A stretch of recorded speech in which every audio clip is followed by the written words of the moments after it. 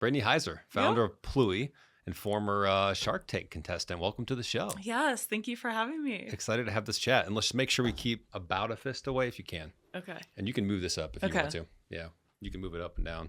Can you come closer? You're good. So can you, before we get in too far into it, can you tell us, the audience, a little bit about what Pluie is and Yeah. why it's needed in the world from your perspective? For sure. Pluie is the world's first and only self-sanitizing diaper changing tables. You can find Pluie changing tables in public restrooms. We're really two moms who came together to solve a big problem.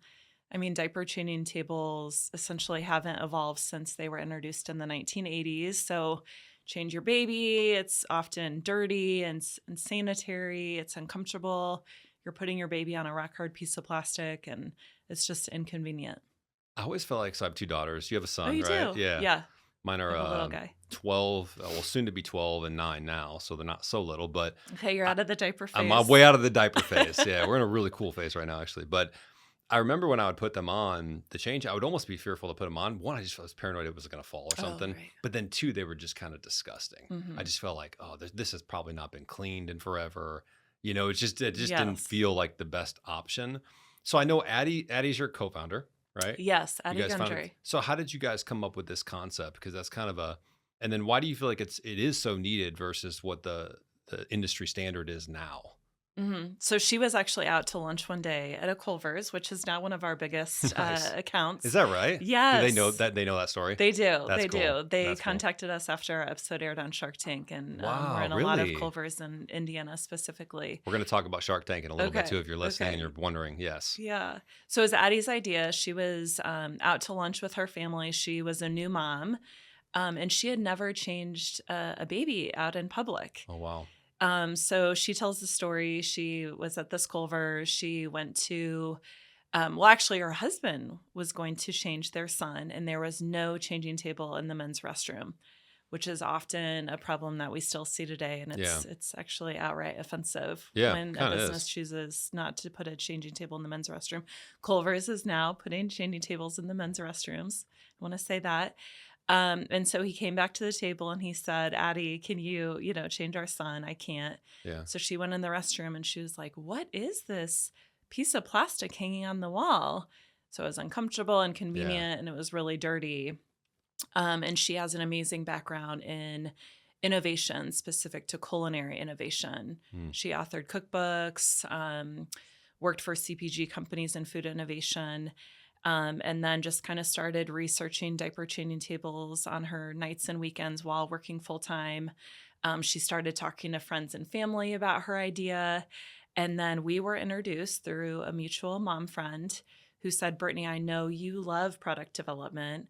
Why don't you two, meet? So we had coffee in Evanston, Illinois. And it was an hour-long coffee. And we found ourselves sitting there for 5 hours. And then ended up taking a picture of the two of us in the restroom in front of a changing table. And we said, let's do this. Let's bring this idea to life because it's, a problem that, so many parents and caregivers have experienced for decades. And let's do something about it. Now, did you know what the meeting was going to be about? I did. Okay. You knew she had an idea. You knew about the concept and you're like, this is interesting. I'm interested in hearing more. Yes. Huh. Yeah. So our mutual friend said, Addie's got this great idea.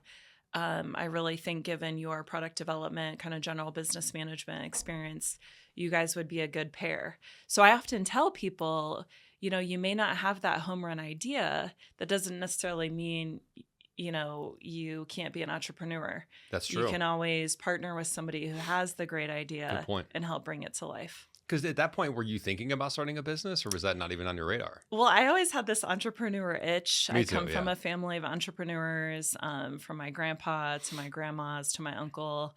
And so I was always writing down ideas, but never felt like I had that big idea. Yeah. So when I met her and I saw she had a deck at that time and was starting to raise money. Was there a prototype or just a deck? No Just a prototype, deck. but she did hire an industrial designer in Chicago and had gone so far to file a patent, but no prototype yet, like not even a cardboard version. So that's where too I was really excited because I was like, let's validate the features. Let's validate this design that's on paper and start prototyping and Is see that what where we she can do needed you? here. It sounded like you filled some of the Yes. skills gaps that maybe she didn't have. Yes. And I think that's what's made our partnership so successful is we Yeah. do come from very different backgrounds. And I think too, when you're in kind of a co-founding partnership, sometimes it's helpful when you don't come with baggage. You don't know the person. And so I often find a lot of businesses, they really fall apart because there's stuff from the past that comes into the present and the future. Yeah, I've heard a lot of horror stories when it comes to having a co-founder. Uh-huh. But then I've heard circumstances like this where it's really worked out well. And it seems like two people came together with different skill sets and you're kind of like a puzzle that fits together. Yes. And so it seems like you got to have the same core values, the same vision, and then maybe some different skill sets that complement each other. Is that right? Yes. And Yeah. what was helpful too is we were both new moms. So we both knew this is a problem we were experiencing in ourselves as, kids having kids with diapers. Yeah. I'll also say what was really beneficial is she had her previous network, professional and personal, and then I was bringing my network to the table. So instead of, co-founders that have a shared network, we were bringing very diverse networks in terms of potential investors, contractors, even customers. So that was a really big benefit of us coming together. Now, when you heard the idea first and she's laying out the pitch deck for you, Yeah. are you like, this shit's crazy? Or you're like, this is it? This is the home run idea? Or you're like, I don't know if this is going to work. Like, what was going on in your mind? That's such a great question because in my mind, what was going on is this is such a great idea. I'm so excited to be like on the forefront of learning of this idea with the opportunity to bring it to life. But I also came in very much like, this is going to take a long time. Oh, yeah. This is going to be very expensive.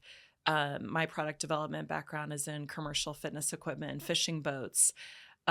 Whereas she often shares that she's thankful that she was naive to hard tech, hard goods product development, because she kind of came into it as, this won't be that difficult, where I came in being like, we're going to have to go to, a third-party global test house. We're going to have to go through testing and certification. We're going to need an electrical engineer, mechanical engineer, Yeah. just so that, Wow. yeah, I knew it was going to be a challenge. Sometimes as an entrepreneur, your ignorance is bliss because it's just like, I remember when I quit my corporate job in 2020 to start my marketing firm. And I remember I wasn't even in a great position to do it, but I was just like, it'll just always work out and we'll always have clients. And then a year later, I did hit a rough patch. I got through it, but it was like, sometimes you're so naive as an entrepreneur, but it actually works in your favor because you don't know all about the things that can go wrong. You don't know about the risk or, there's this much planning and time that needs to go into it. You've just got this vision and you want to execute and you want to go. Yes. Then on the other side, you got to be realistic and have a plan, and someone like you has to lay things out. Yeah, especially for a product that is in public, is, Right. 30 inches off the ground with electrical and UVC light. Liabilities, yeah. Yep. So going through that then, I'm curious, and most of our listeners are entrepreneurs, founders, they have their own companies. And we nerd out on how businesses work and what's the details and what are the insights we can learn and extract from your stories. So I'm curious to know kind of the evolution of the product.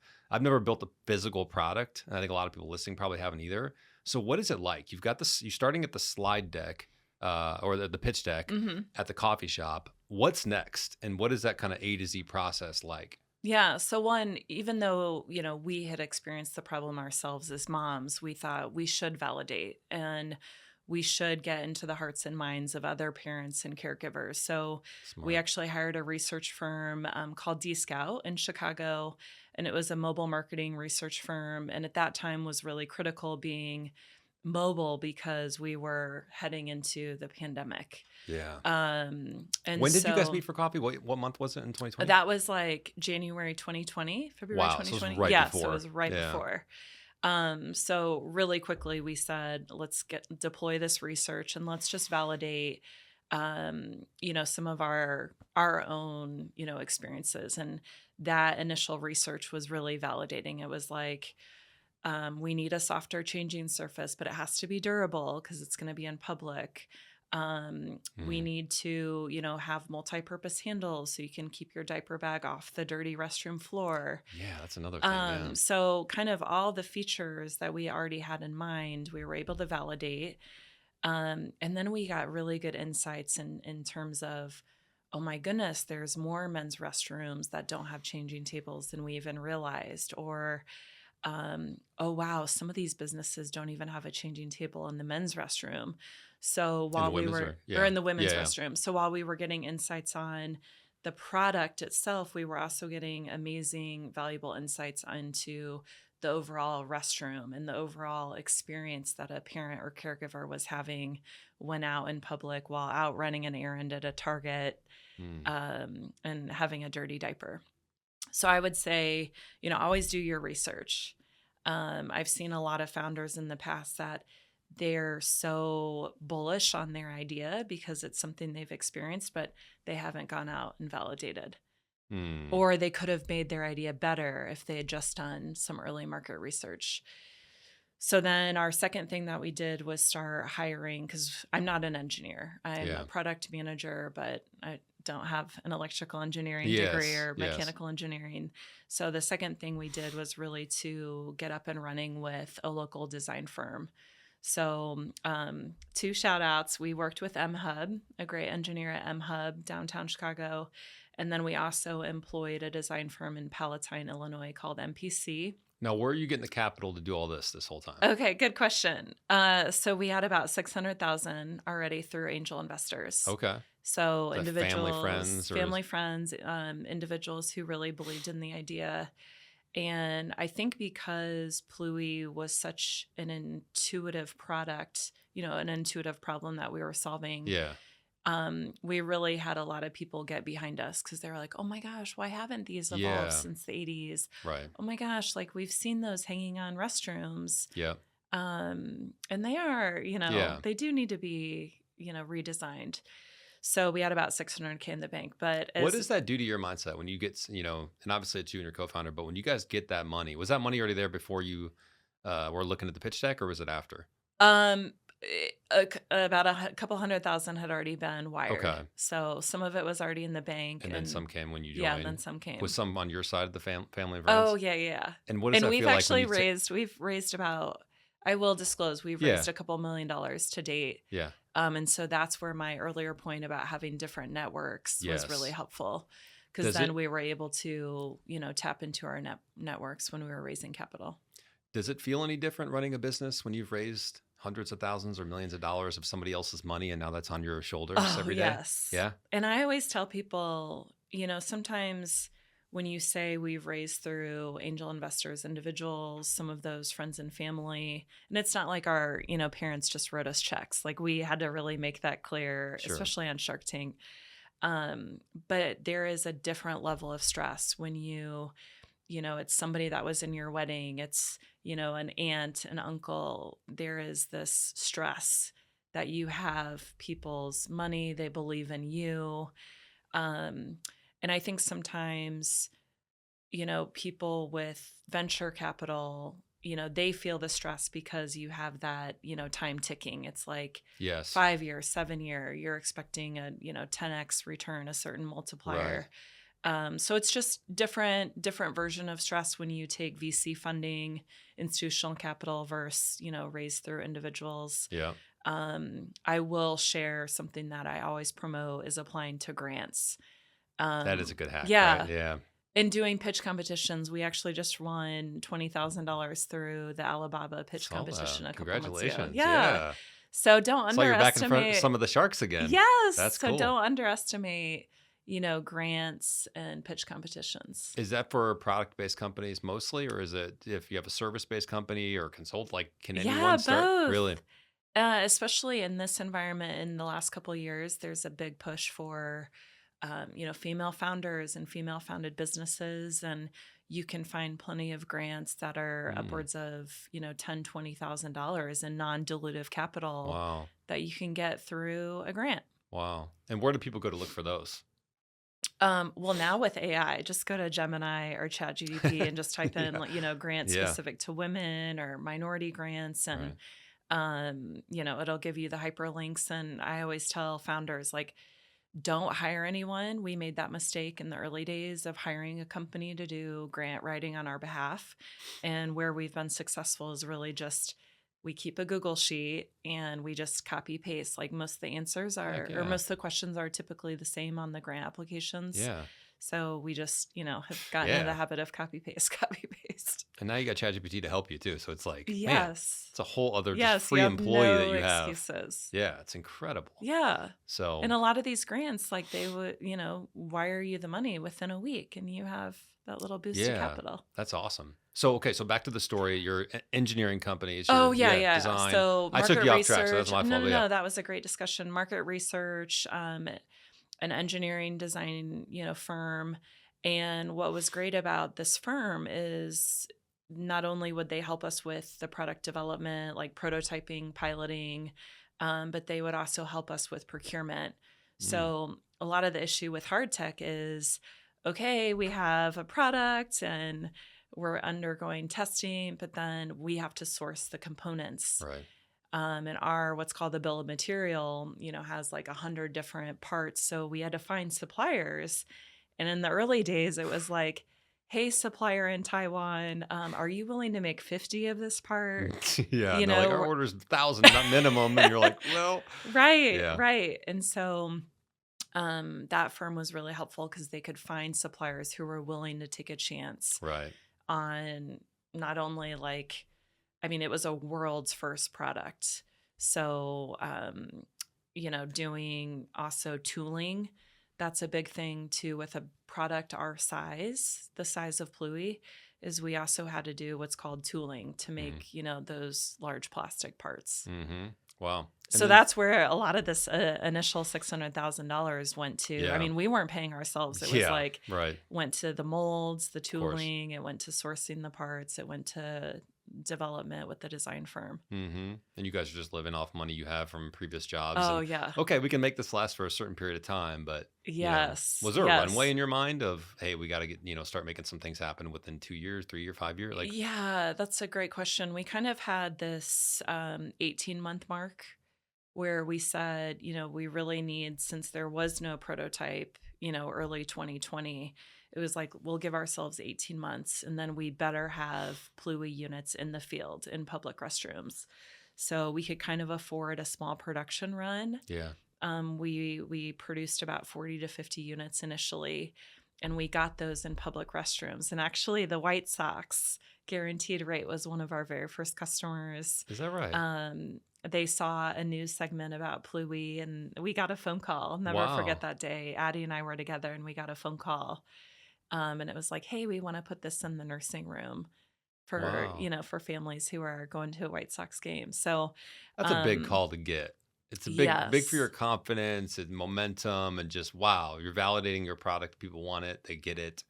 That's huge. Yes. And to see, Pluie hanging on restroom walls, those first 40, 50 customers. I mean, Addie and I would try to get to every single install. Most of our customers were local. That way we could go to the installations. Sure. We could see, Pluie out in the field. A lot of times we would ask families, like, do you mind if we take a picture? Yeah. Not like while they were changing the baby, but certainly like before or after. And I mean, there's nothing as gratifying as, seeing your product being used by, a consumer. And then obviously the reaction of the consumer was really validating.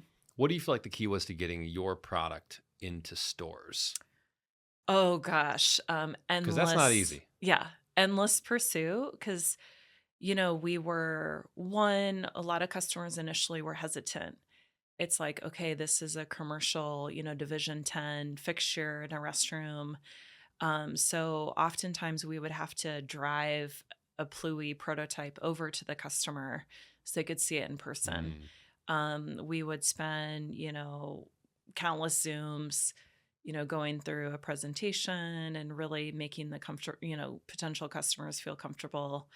And then I would say, were you just cold calling? Or we were cold calling. Yeah. But that's where too, like our networks, I would be like, okay, I went to college with somebody that's now at Starbucks, or, Yeah. oh, I went to business school with somebody who's at Simon Property Group. It was Yeah. like Yeah. scouring LinkedIn Yeah. You got and to. just seeing, okay, how to connect the dots, and then just getting in front of as many people. It, Wow. it helped because I felt like we had a really exciting pitch, and Addie and I both love to be in front of customers. So we would get on the phone, or do a Zoom at that time.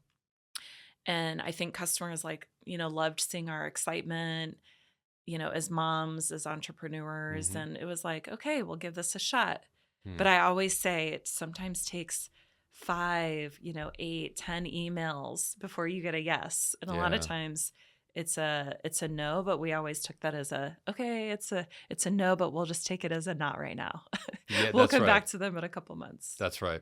Well, what do you think was the psychological driver for people wanting to put this thing in their business or in their location? Because there had to be some type of, maybe they didn't see it as, oh my gosh, we have to have this tomorrow or our business is going to fall apart. It was kind of like maybe they saw it as a nice to have, or maybe some people did see it as a must have.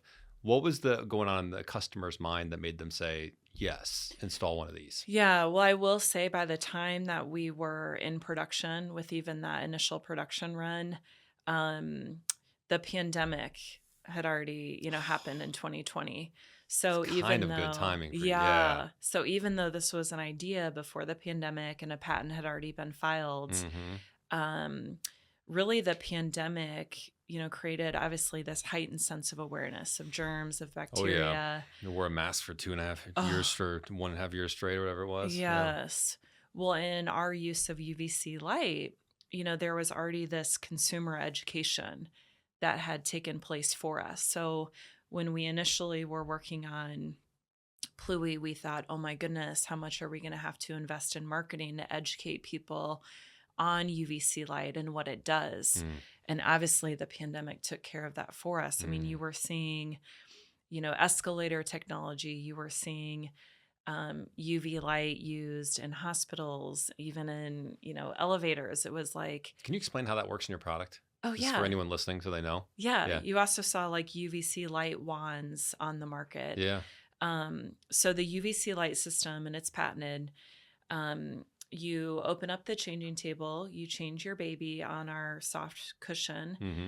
Once you're finished, you close the changing table, and we have a UVC light system, which includes like a magnet and what's called a reed switch and a timer. It automatically turns on the light bulbs. So we have 2 UVC light bulbs behind a protective panel, and it turns on for 60 seconds. The 2 light bulbs turn on for 60 seconds. And the UVC light, that's known to kill, germs and bacteria. So, and we had to go through strenuous testing to make sure that we were getting what we say 99.99 effective rate to properly kill that bacteria. So the UVC light, the reason why it only comes on when the table's closed is you don't want humans to be exposed to UVC light. Oh. Yeah. Okay. I So was going that's to why ask, you like, why don't we don't wash our see- hands with that stuff? Yeah. That would not make sense. But that's why you don't see like UVC Oh, okay. light Yeah. just like in rooms, because you don't want to be exposed to it. Okay.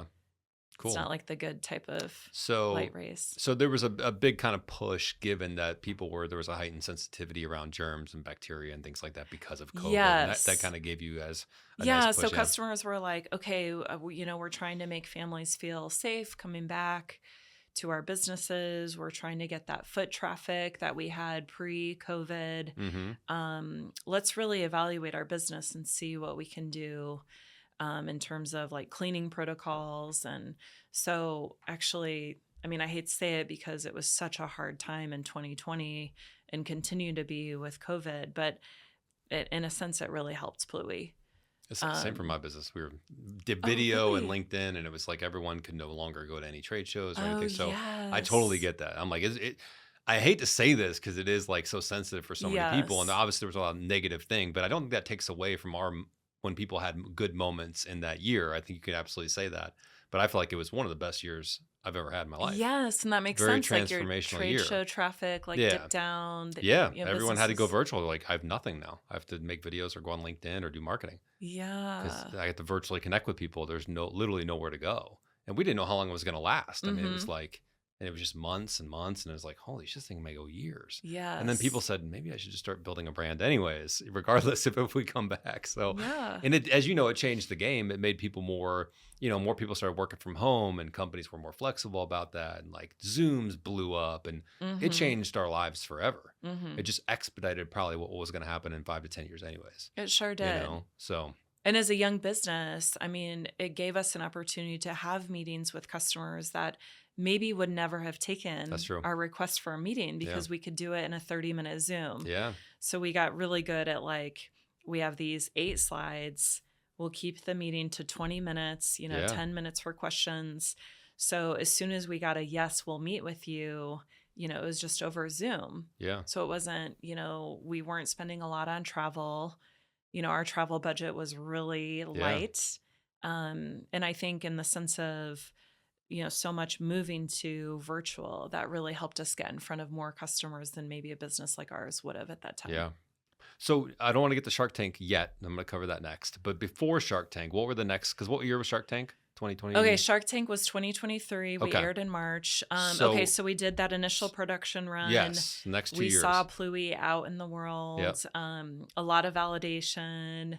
We knew that we could install. We knew that a lot of customers were okay running electrical for our P100 Plus, which has the UV light system. And then really from there, it was raise more capital. It was like, okay, to really scale this business, we need more capital. We also at that time, so we were raising money. Our pre-seed round, what's called our pre-seed round. Now, during that time, you're selling the ones you have, though? Do you guys feel good about the sales? We're actually selling the next. More than you have. Yeah. Nice. We're selling what we hope we can what we hope we can afford and produce at a later date. Right. At that time, we were also looking to move our manufacturing. So we had kind of our version of a garage where we did that first production run. Obviously, it was very formal, but it wasn't like large scale manufacturing. And so at that time, we started seeking out a contract manufacturer. So a lot of times founders think like, okay, we have to build a manufacturing facility or we have to lease a facility. Our approach was like, let's find a contract manufacturer who already has experience with assembly and maybe they'll allocate, a line for us or a room for us. So we got really lucky in the sense of we had a warm introduction to a $7 billion global contract manufacturer called Sanmina. And they just happened to have some space for us in their Wisconsin plant. Wow. So that was a big moment for us to be like, okay, they will help us with procurement for that next phase of production. They'll do our assembly. And wow, they'll actually ship to customers on our behalf. So, but that was a big lift. And I found myself like renting a huge like U-Haul truck and taking all of our inventory of raw goods up to Wisconsin. It was like an 8-hour drive. Jeez. I have like thousands of dollars of spare parts, but I remember driving up to Wisconsin and just being like, this is a big moment for our business. Like we're going to be able to scale in a way that we wouldn't have been able to if we stayed in our smaller facility. Wow. So it was raising capital, being strategic in how we were going to scale our manufacturing. And then it was, again, just Addie and I cold calling. We invested in a CRM system called HubSpot, which you probably use even. And it was just like how to get, mass email addresses of restaurants, of churches, of hotels, of stadiums, any business that has a public restroom. Was there anything significant that you learned about the customer through this, these few years of kind of getting the product out there that you didn't expect or didn't know in the beginning? Oh, I'm so glad you asked. So our original sales strategy was let's get Pluie in every market segment. So we sold to, a restaurant, a hotel, a church, a stadium, a library, a school, like the whole gamut. So those original like 40 to 50, we tried to get in every market segment. Because for us, it was like, we didn't yet know who was going to bubble up to the surface as, our key customers.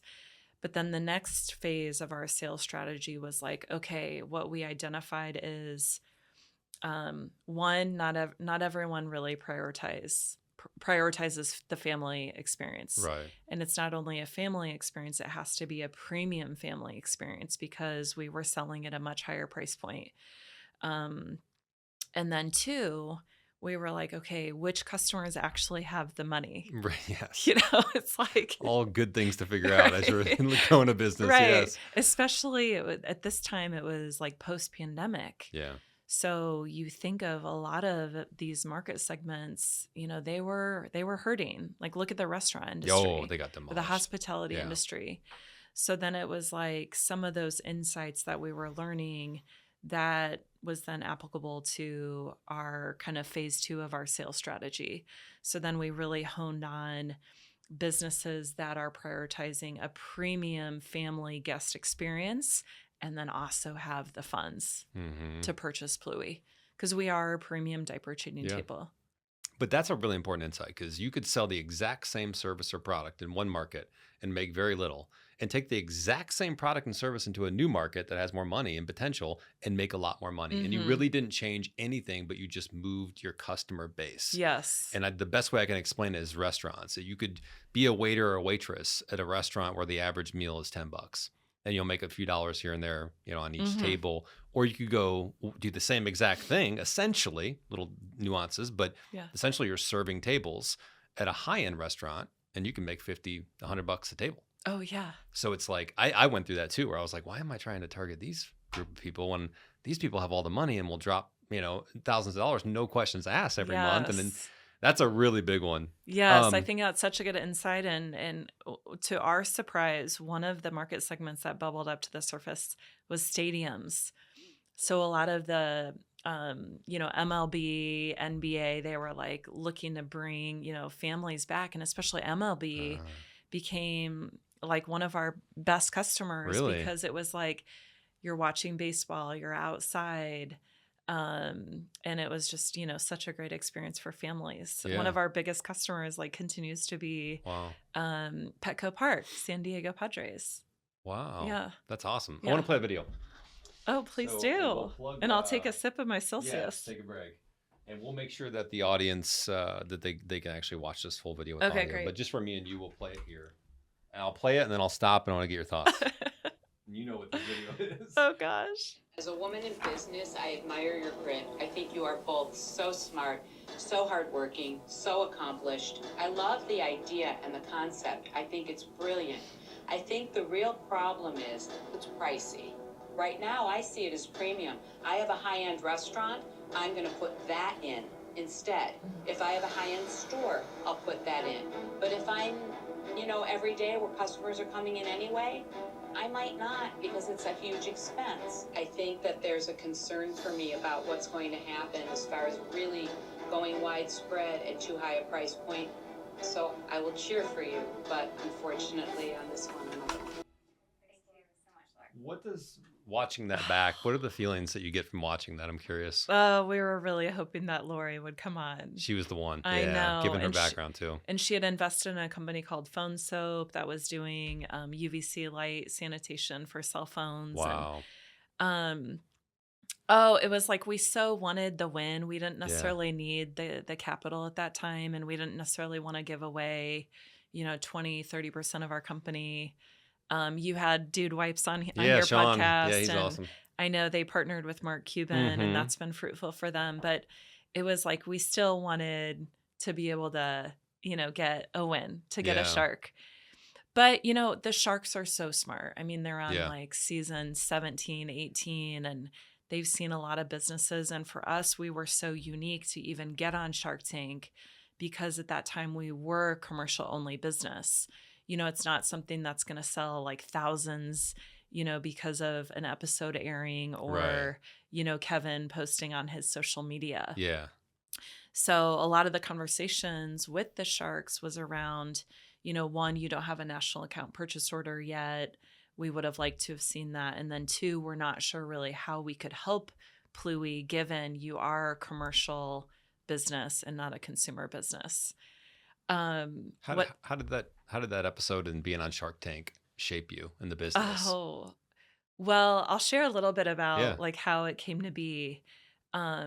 So we went through, everybody would always say, it was like the typical response. Like once we would talk about Pluie, they'd say, "Oh my gosh, you guys need to be on Shark Tank," or Yeah. "Oh, this feels like it's a Shark Tank idea." And so people had been saying that to us for years. And then we ended up applying, and it's a very strenuous application process. Like Addie had to fill out like a 30-page application. I had to do the same thing. Jeez. And then you fill out an application as the business. You show all your financials. Wow. And then you go through a couple interviews. And then when we got the email saying, okay, your business has been approved to move forward to the next step and meet with a producing team, we were like, okay, like one phase successful. The next phase is then you start meeting with a producing team who you're assigned to talk about your set design, your pitch, how much are you asking, how much equity. So just because you got through the first phase doesn't mean, you Right. will get through the second phase and actually go out and film. And then the next big milestone was, okay, you've been selected to go out to LA and film. Did you get a call, or Addie get a call, or how'd you We get got the an email. email? We got an email. We both got the email. You were like, holy shit. Yes, we were like, we're going Yeah. out to LA. Wow. So we flew out to LA on a Saturday, and we were supposed to film on that Sunday. We are a ball of nerves. We feel really good. The only thing that is scripted is that first 90 seconds. Okay. That's the only thing. Scripted meaning you read off something, or meaning you just no, memorize meaning it? you memorize Got it. it. So Yeah. it's like, hi, I'm Brittany. Hi, I'm Addie. We're Yeah. the moms behind Pluie. Yes. That is those first 90 seconds are memorized. After Do they that, tell you have to memorize those? Like, hey, Oh, yeah. 96, you got to have the pitch down? Yeah. Oh yeah, and then you like send in videos of you doing Okay. those first 90 seconds. Like you even have to do like a little dry run. But the sharks don't know anything about you, and they don't know that those first 90 seconds. I think they only know like right as you go out how to say your company name. Right. Like that's it. And then when we flew out there, Addie and I, because entrepreneurs, you're on such a tight budget, we always share a room. Yeah. And plus it's fun. Like Yeah, it's like, yeah. like, well, as we travel, we share a room. But for Shark Tank, we were like, you get a room, I get a room. Like we need the best sleep. But because we were both so nervous, we barely slept I was that going to Saturday say, night. there's no way. Yeah. And then at like 2 a.m, I happened to wake up and I saw a text message saying there was a COVID exposure. So this was 2022. We were filming in the summer of 2022. Okay. There was a COVID exposure on set. We have to delay filming. So we ended up in LA, like quarantined at a hotel for days. Like I think it was Wow. 4 days total. And you're paying for all this, right? Or they fly Well, you out? they cover a lot of the Okay, expenses. okay. Yeah, of like hotel and flight. But then the day that we finally got to film, we had the very first Oh, wow. film time. It was like 6 a.m. Wow, they start that early? Yeah. Yeah. Because they're going all day. Oh, my gosh. And like Damon Those had dudes flown hustle. in. They They hustle. And Damon had like flown in from New York overnight because they had to have like different sharks because the scheduling change. And we were just, at that time, we were like, oh my gosh, what is this even going to be like? We've been quarantined here for 4 days. We filmed, and it is just, I mean, they're trying to make good TV. You know, Sure. they're like asking the variations of the same question, like at the same time. And it was just such a surreal experience. They are so smart. You know, it I was feel like they're on a different level, yeah, right? such Yeah. good questions, such Yeah. good comments. It was just such a surreal experience. And I will share, you know, after we walked off the stage, I think we were both, I mean, we were sad. We were like, oh man, we wish we would have at least gotten an offer to negotiate. Yeah, spoiler alert, we didn't get an offer. Yes. But we knew the reasons why. They made it very clear the reasons why. And you obviously saw Lori, Yeah. very complimentary. They were Yeah. all very complimentary. But we were sad, and it felt like a big we lost. Hmm. It felt like we failed, we lost a competition, when in reality, the win was then our episode actually airing. Yes. So then Because you don't know if your episode's going to air or not, right? Oh, yeah. It's like 140 companies go out to LA, they film, and only about 90 actually see the light of day each season. So then it was like the email that we received saying our episode was selected to air. We called each other. We weren't together. I was at a Starbucks downtown Chicago, and we were like, oh my gosh, we have our air date. And they give you your air date 2 weeks before. So then it's like you are 2 weeks going through, website design, social media asset creation. We had to tell our investors. They were so excited for us. I mean, it is just 2 weeks of just you are running on pure adrenaline. And then the episode airing. Because millions of people are going to see that, right? Oh, yeah. I think the estimated viewership is around 4 million. And our website crashed.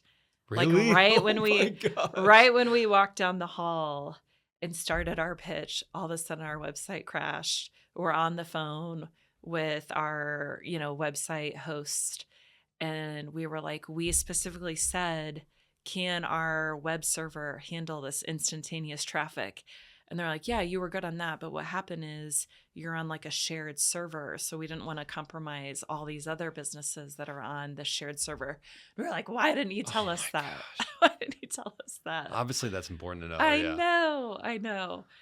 And a little secret on Shark Tank is we're now a commercial and a consumer business. So you'll see that we have our portable diaper changing mat. It's called the Pret Changing Clutch.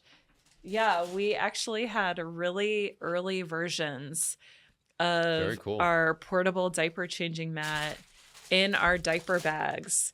And we thought, okay, if it feels appropriate, we're going to bring out our portable diaper changing mat and say, hey, this is another product that we're working on. One more now. Yeah. But it felt like it would be too confusing, and we felt like they would actually hold that against us and question why, why we were also focusing on a consumer product. So is this any different than what you'd see? Like what's unique about this? Yes. This is obviously if you're in a place where they don't have a Pluie, right? Yeah, or like even a lot of times people change their child's diaper like in their living room where they don't have the changing table that's in their nursery. So in a car, I've changed diapers everywhere. Yeah, you're a dad, two kids. Yeah.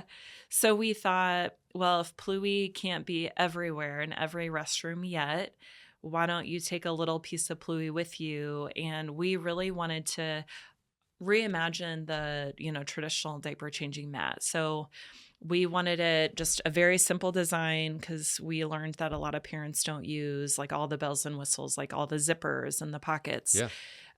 We wanted to It looks cool too, Thank by the you. way. Yeah, it looks really nice. Well, we wanted it to be much more stylish. I think that's important for moms, some new moms too. Yes. Because before they're very like utilitarian. It's like black, navy, or cream. And so we have about 8 different SKUs now. And it is like a women's clutch, like a designer clutch. Yeah. We also capitalized on a trend at the time, woven neoprene. So it's kind of this woven look. Mm-hmm. And then we designed this with materials where it's machine washable. Ooh, so nice. You can throw it in the washing machine and it holds up. Wow. And then you obviously air dry it. And then 2, like a lot of people love to put like a diaper or wipes in an extra onesie. And then you just throw it in your diaper bag. Wow. And then we just launched a couple months ago a Pluie heart teether. It's antimicrobial. And this comes in pink and blue. So it's a little heart teether. So babies that are teething. Very cool. Love our teether. Mm-hmm. Oh, yeah. And it makes for a great baby shower gift, especially these two together. Yeah, for sure.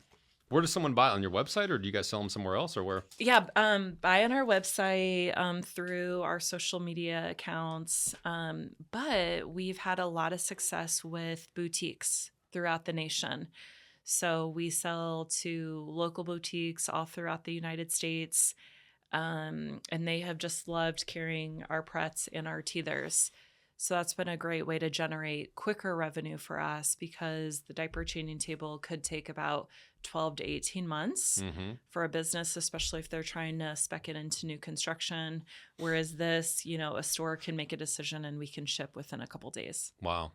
Yeah, so we've generated a couple $100,000 just Really? from our consumer products. That's awesome. Yeah. Branching out, Yeah. Yes. Did being on going back to Shark Tank, did Yeah. being on Shark Tank change the way that you look at your business? Were there some key takeaways, maybe one or two big ones where you're like, we need to rethink this or approach it a little bit differently? Yeah, it really did. I mean, the conversation around having a national account, shortly afterwards, we like doubled down on national accounts. And so CVS, we're actually, Pluie is now the brand standard in CVS. Is that right? Yeah. So anytime a new CVS is under renovation or new construction, they spec in Pluie. So that was Wow. so exciting for us. Yeah. And Simon Property Group is another now. We're the brand standard for Simon Property Group, the largest, mall owner in the United States. And so we really shifted our priority after Shark Tank to really focus on national accounts. We also, since we aired on Shark Tank the last 2 years, we have really prioritized cost reductions. So, I mean, that Lori clip, it was like, our business is going to pay a premium. Yeah. And even though we've held the price, we haven't increased the price of the changing tables. We've really tried to cost reduce, and whether that's the design or the sourcing, that way, if we need to, we can offer a discount to get that sale. And you said there was a bunch of people that hit the website. Obviously, it crashed for a little Oh, bit. yeah. What was the kind of the business impact on the back end of being on the show?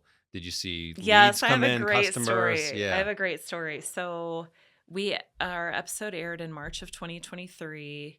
About 2 months later, we were at a big trade show. We were like, okay, we're going to spend the money. We're going to exhibit. It was a multi-site retailer trade show. So think of like Target, Starbucks, Finish Line, Yeah. like all these multi-site retailers. And we had our little 10 by 10 booth. We had a diaper changing table, installed on like a fake restroom wall. We had a big sign that said, as seen on Shark Tank. And a couple gentlemen were walking by our booth and they paused and they gasped. They were like, oh, we saw you guys on Shark Tank. Yeah. Turns out a couple facility manager executives from Starbucks. Whoa. Yes. And they said, we're dads. We saw your episode and we thought, gosh, that is a great product. And we had kind of a Shark Tank moment where they shook our hand on the spot and said, we will pilot Pluie in a couple Starbucks out on the East Coast. Wow. So for us, it was like, okay, we didn't get a deal on Shark Tank, but because these, executives saw our episode on Shark Tank, they already knew about Pluie. Yeah, brand. They had already kind of made a mental note to look into it for Starbucks restrooms. And that has really helped us. So we have a couple of Starbucks. We're hoping that expands into the future. But that was a big moment for us because of Starbucks. We got a couple inbound orders, like from a Cadillac dealership in Florida, from Culver's, a big franchise group in the Midwest. So it definitely translated into sales, just not, like thousands of products, because again, we were just commercial at that time. Mm-hmm. I will also say it's like such a fun story to tell. Oh, heck yeah. Like people love hearing about Shark Tank. It's so interesting. I wanted to talk about today because it's just an interesting thing. Founders are curious about it. Everyone's curious about it. Yes. Yeah. Well, and then you're now you're in this amazing network, like Dude Wipes. Yeah. Do you talk to Sean? Swift Do you know Paws. Sean? Yeah. I know the team over there, Nice. Ryan Megan. It's like, cool people. love seeing their growth. I love seeing them on LinkedIn, what they're sharing. There's major, successful businesses that have come out of Shark Tank, and it's not really publicly promoted because it's more of just a Shark Tank alumni type of event and network. Okay. But there's like a Facebook page. There's Cool. an event, a reunion every year. That's cool. So it's not. I didn't know that. Yeah, it's not like Shark Tank ABC affiliated, but it's just a bunch of Shark Tank alum that keep in touch, that help each other, that have a Facebook channel to just, hey, what are you doing with Black Friday? Like, hey, any tips on selling on QVC? So it's a really wonderful supportive community. And it's cool how your initial kind of loss, quote, or no, turned into such a so many yeses down the line and so many wins. And I think that's kind of the journey of an entrepreneur is half of it's just, I always say it's two things. One, it's like staying in the game and keeping your head up, even when times are tough. And then two, you got to continue to get better, improve, innovate, build skills. And if you do that and you got a good product or service, you're probably going to win. So many people give up.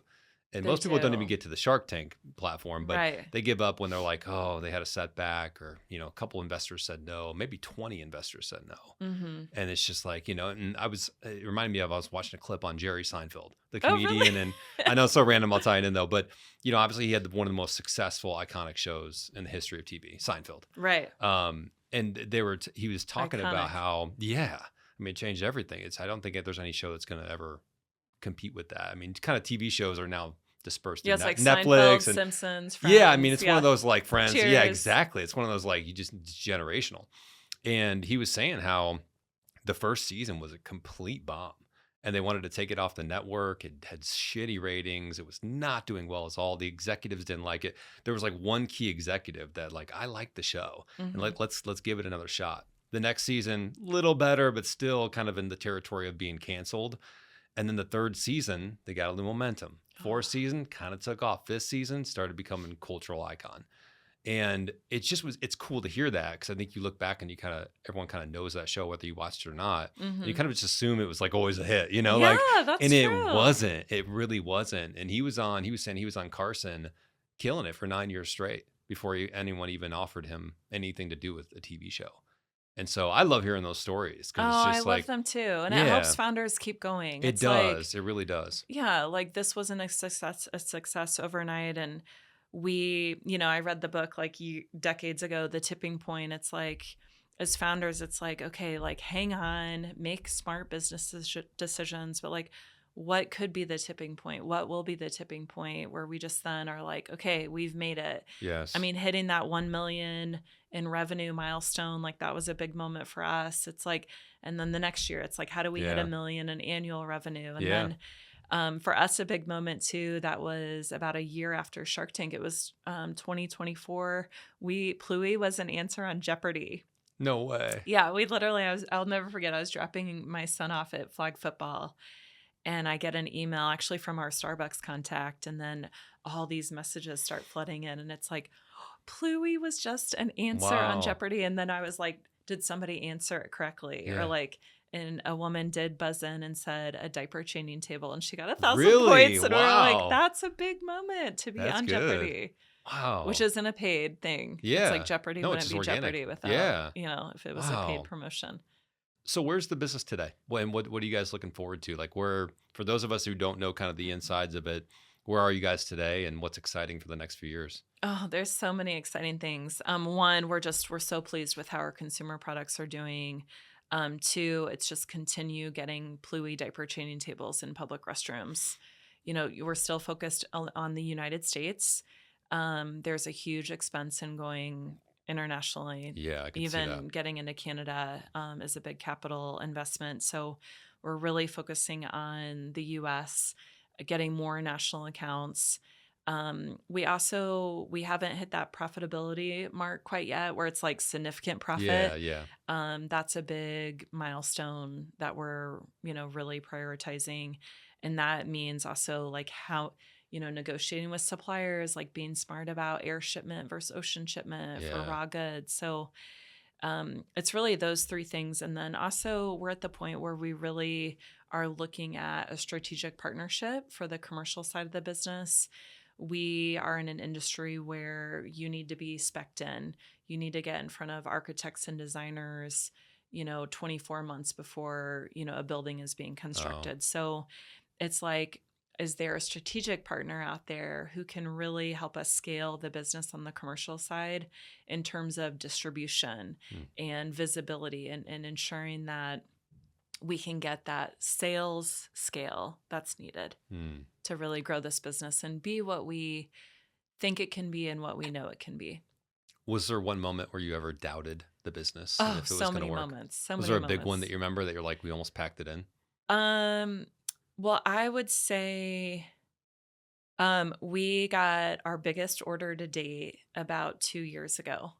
It was from an airport. and they Wow. wanted a significant amount of Pluie units, and they needed it by the end of the year. Like they had to have it by December 31st. And Mm. it was one of those things that was like due to the capital budget. Oh, they had to spend it Yeah, within they had the to yeah. spend, and they needed it, by the end of the It's the year. corporate games, yeah. And I'll never forget, I was like, one, we always joke, like, we will fly to Taiwan, we will fly to India to get parts if we need to. Like, Yeah. obviously we won't, but Yeah. we said yes. We said, okay, we will make this happen. Mhm. We'll get these units in your hand by the end of the year. But it was so nerve-wracking, and I was like, they had even paid us for the amount. It was like I won't disclose the number, Yeah. but it was definitely like almost 6 figures. Mm. And we just had to, every day, it was like a stand-up meeting with our production team. Every day it was Wow. reviewing what parts have received, what parts have gone through the inspection.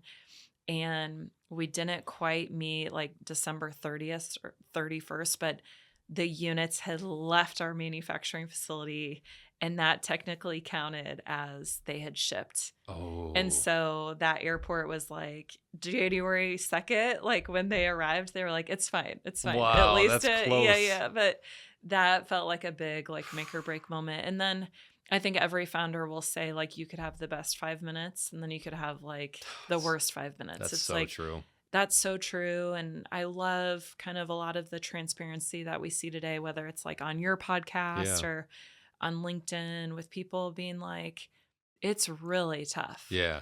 And And yes, you're not alone. yeah, and you're not Yeah. alone. And Yeah. yes, social media, I think founders and entrepreneurs and young businesses are getting better at sharing, this is frankly like all the stuff that goes on in the background. Like Yeah. it's not all like roses No. every day as No. an entrepreneur. I mean, sometimes like we're still like packing up something in the back of our trunk or Mhm. going to an install, and Yeah. we're still doing Yeah. those things to Yeah. this day. And there's just many times that you doubt, Yeah. what am I doing? Is this going to work out? Is this Yeah. right? Is this Did the I right? really leave my 401k? Yeah. Like, Is did this I the right really leave that direction? salary? Should I change? Is this not what the market wants? It's Yeah. you just and you have to have real conviction. And you're right. It's you could have 2 days in a row that were just terrible, and it seems like the world's caving in on you. And then 2 days later, you won some clients and this and Yes. that, and your social media It's popped out. such a roller It's coaster. like- It's such a roller so coaster.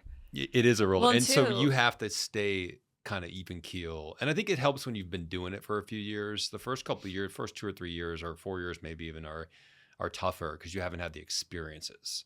So now it's like I can go back and go, hey, been through a challenging moment before. We're going to get through this. Keep positive. Keep working your ass off. We'll be fine. Yeah. I will say, though, like the first couple of years, I feel like, though, are almost easier because you're in a honeymoon phase. Yeah, that's true. It's That's like true. you don't know what you don't know. That's true. I think where founders, and you see like those statistics of only, a certain percentage actually make it to year 10 Yeah. or year 5. Yeah. Year 5 is a big one, where it's like those first couple of years, I look back and I'm like, oh, I miss those days. Me Like, too. I think the same thing. yeah. And then we always say it's like patience and persistence. Like we want the yeses, we want the home runs, we want the highs, but like we have to remind ourselves, like, be patient, but also be professionally persistent. Yeah. Like send that 5th or 8th Yeah. email, call that customer and see if you can, build a better relationship than via email. I will say too, I think my corporate experience was really valuable. I mentor a lot of younger founders, especially female founders. I also, That's cool. go speak to like high school students, and I'm like, getting that corporate experience about formality and operationalizing and, not getting too stressed, because it's Yeah. like, we'll figure out how to get through this time, or there's always a solution. It might be really a creative solution that, you're like nervous to actually put Yeah. into motion, but we'll figure it out. Yeah. Like we always say, like, we got this, we'll figure it out. You have to have that mindset to make Yeah. it, and I think enjoy the ride. Yeah. Enjoy every phase. Cause I'm with you. I look back at at least the first year. Second year was a little tougher, but the first year I'm like, man, those are some of the best times ever. I was just like a stupid entrepreneur. I didn't know anything. Right. Like I The was world just is our ignorant, and I oyster. was just like, everything's going to work out. And we got a vision and this, and it did all work out. But it just, yeah, there's something about you got to enjoy each phase. You Yeah. know, if you're a little bit slower, enjoy that phase. If you're busier, enjoy that phase. If you're, going through some things, find the moments that you can enjoy and relish, because you'll look back on it and you will enjoy it. You will look back and say that was a Yes. good memory, a good experience. But you can't get so focused on the next step all the time Mm-hmm. that you miss, the moments that you have in between. Mm-hmm. Because really, to me, it's like they say, the journey to the mountaintop is really the top of the mountain. It's the destination. Yes. It's not really getting to the actual place you want to go. It's really about the journey, so Yeah. And we may not get that like big acquisition or that big, 10x multiplier for a sale, but like I will say, or you might, yeah, you or we never know. might. Yeah. But I will say, regardless of like where Pluie is in 10, 15, 20 years, we have learned so much, Yeah. and the relationships that we have established. I'm so proud that our products are out there in the world. They're being used. We get, pictures from strangers of like, oh my gosh, I loved your diaper changing table. Yeah. Or they'll scan our QR code and they'll, give us a great survey. Yeah. To me, especially as somebody who's been in product development for decades, like that brings me so much joy, Mhm. is seeing our products in the world and being, received really well. Yeah. Brittany, this is a great conversation. Oh, thank you I so much, appreciate you Alex. coming on. This is great. Yeah. Where can people find you, connect with you, learn more about what you guys do, or even buy some of the stuff? Oh, that's great. HelloPluie.com, Instagram, Facebook, Hello Pluie. We love followership. We love, obviously, purchases and sales. And then you can also find Pluie products in many of your local boutiques. And then please send us pictures if you see Pluie out in public and change a diaper.